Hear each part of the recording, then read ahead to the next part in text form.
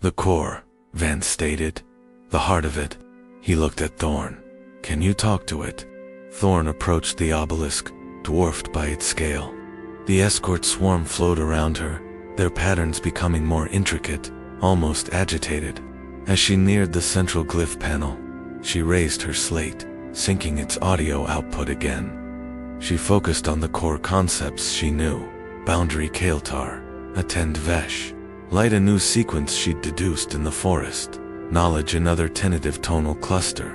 She broadcast the sequence towards the panel: Kael'tar, Vesh, Lorraine, Teshkra, asterisk, asterisk, asterisk, asterisk attend boundary, light, knowledge.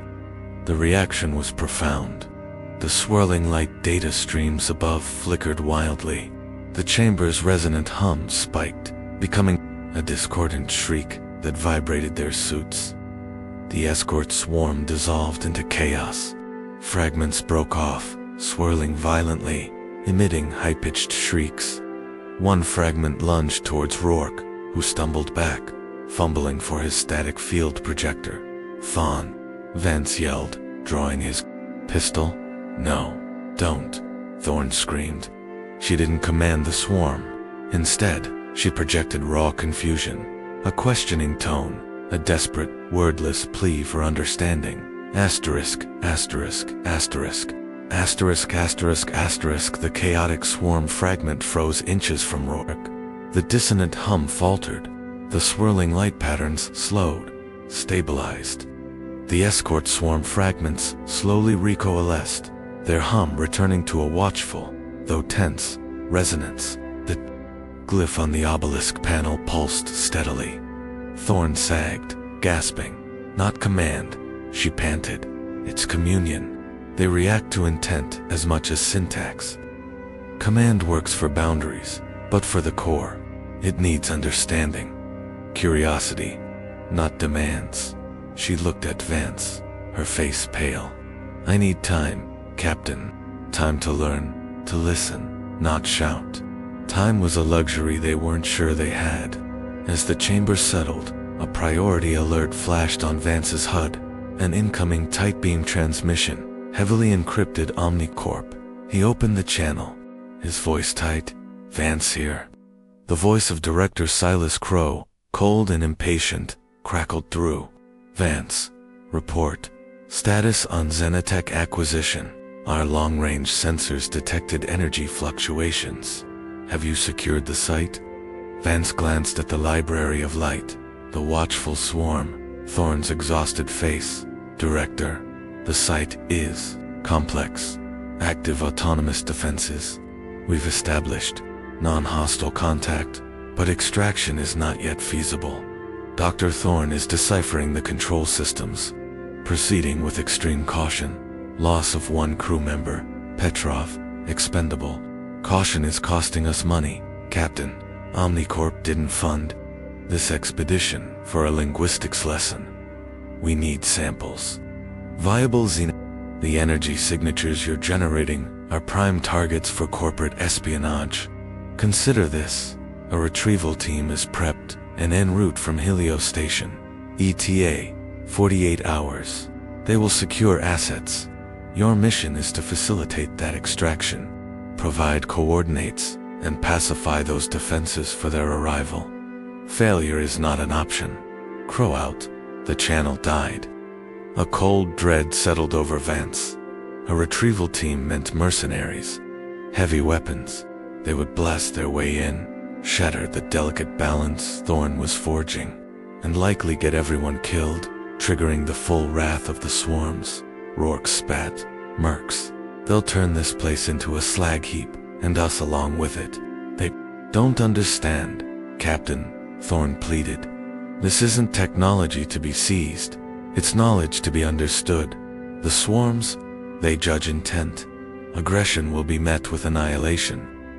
Vance looked at the swirling lights, the silent obelisk, the shimmering guardians. Petrov was dead. Omnicorp was sending jackals, and the key to everything rested on Aris.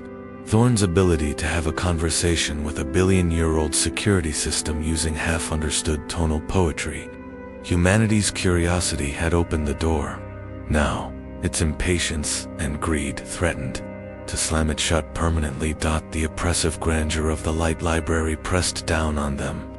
Vance felt the weight of Crow's ultimatum like physical chains. 48 hours. Thorne needed time, but time was now measured in grains of sand, slipping through an hourglass held by a corporate executioner. "All right," Vance said, his voice cutting through the tense silence. "New priorities. Thorne, you have one objective. Learn, fast. Understand that core glyph. Find a way to demonstrate our worthiness beyond just not getting disintegrated on sight. Sing, I need options. Alternate exits, defensible positions. Anything that isn't that single archway back to the surface. Rourke, Chen, inventory our remaining gear. Sonic dampeners, static projectors, power cells. Assume we might need to hold ground against," he hesitated, "against both the swarms and Omnicorp's retrieval team."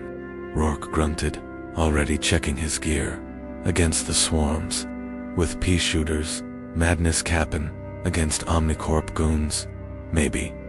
Depends how many and how heavy they drop." Chen, still visibly shaken, nodded mutely, her movements stiff. Thorne approached the central obelisk again, keeping a respectful distance this time. She didn't broadcast commands. Instead, she sat cross-legged on the smooth floor, slate in her lap, observing. She watched the patterns of the escort swarm as they flowed around the chamber, noting how they interacted with specific light facets, how their hum changed pitch near certain data streams. She recorded the ambient resonance, analyzing its harmonics. She studied the mandala glyph, breaking it down into its component spirals, lines, and the central eye. She began humming, simple tonal sequences, not commands, but observations. A low tone for the dark columns, a higher, fluctuating one for the flowing light, a soft chime for the bioluminescence. She projected calm, focused curiosity. Slowly, subtly, the escort swarm responded. Their movements became less agitated, more fluid. Their hums softened, harmonizing with her tones. Occasionally, a fragment would detach, hover near her for a moment, emitting a complex, brief glyph light of its own before rejoining the whole. Thorne recorded these flashes, cross-referencing them with the symbols on the walls. She was building a lexicon, not through rote translation, but through empathetic resonance. "The glyph," she murmured to Vance during a brief break, sipping nutrient paste from her suit tube. "It's not just one symbol, it's a composite. The spirals, they signify recursion, layers of meaning, perhaps time or memory. The radiating lines, connection, networks, pathways. The central eye, awareness, consciousness, the core intelligence." She sketched rapidly on her slate. "It's the glyph of the curator, the keeper of thresholds. To speak to it, get to understand its state, its purpose." Meanwhile, Singh discovered a network of narrow, secondary passages branching off the main light library. They were dark, less adorned, clearly service conduits. "They lead downwards, Captain," she reported, "towards that massive power signature. And, laterally, one might loop back towards the forest chamber. Not ideal exits, but options. Defensible. Barely. Choke points." Rourke's inventory was grim.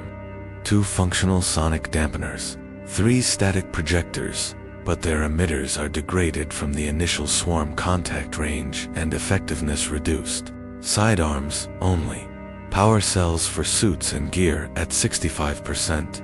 "We weren't equipped for a siege, Captain." Vance contacted the Odyssey. Vance to Odyssey. Status. Lieutenant Commander Eva Rostova, his XO, replied, her voice laced with tension. "Captain, long-range sensors just picked up an Omnicorp heavy dropship, Vulture class, entering the system. Transponder identifies it as the Raptor, ETA, to Acheron orbit. 36 hours. They're running hot. No response to hails. Understood, Eva. Maintain. Position. Minimal emissions. Record everything. Vance out. 36 hours. The clock was ticking faster. The tension within the team grew palpable. Rourke's skepticism hardened into grim fatalism. We're sitting ducks, Elias. Thorne's playing Space Whisperer, while Crow's butchers are prepping plasma cannons. Even if she learns to sing opera to that rock, it won't stop bullets. Chen rarely spoke, jumping at every shift in the swarm's hum. Singh buried herself in scans, searching for a miracle. Vance wrestled with the burden. He couldn't sacrifice his crew to Omnicorp's greed, but retreating now felt like abandoning humanity's greatest discovery, and possibly triggering the swarms by violating the fragile trust. Thorne was building. Thorne. Felt the pressure like a vice. Her breakthroughs felt agonizingly slow. She deciphered more concepts: preservation guardian, corruption, a dissonant, jarring tone, sequenced the swarm recoiled from, seeker, a hopeful, ascending tone that made the swarm pulse warmly. She tentatively projected seeker towards the obelisk, paired with an image symbol of their team. She constructed from simpler glyphs. The response was a subtle shift in the ambient light, a warmer hue, a brief harmonious chime from the data streams. The escort swarm flowed closer, forming a loose circle around her, their hum a soft thrum of approval, interest, progress. But was it enough? Could she convey the complexity of their situation? The threat hurtling towards them from the stars.